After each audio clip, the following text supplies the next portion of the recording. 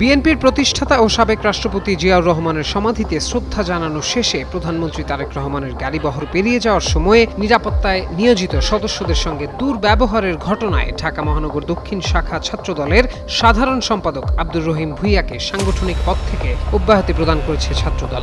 শনিবার ছাত্রদলের দপ্তর সম্পাদক মোহাম্মদ জাহাঙ্গীর আলম স্বাক্ষরিত এক প্রেস বিজ্ঞপ্তিতে এ তথ্য জানানো হয়। এতে বলা হয়, বাংলাদেশ জাতীয়তাবাদী ছাত্রদল কেন্দ্রীয় সংসদের সিদ্ধান্ত মোতাবেক সাংগঠনিক শৃঙ্খলা ভঙ্গের সুনির্দিষ্ট অভিযোগের ভিত্তিতে ঢাকা মহানগর দক্ষিণ শাখা ছাত্রদলের সাধারণ সম্পাদক আব্দুর রহিম ভূঁইয়াকে সাংগঠনিক পদ থেকে অব্যাহতি প্রদান করা হলো। একই সাথে উক্ত কমিটির সিনিয়র যুগ্ম সাধারণ সম্পাদক রফিকুল ইসলামকে ভারপ্রাপ্ত সাধারণ সম্পাদক হিসেবে দায়িত্ব প্রদান করা হলো।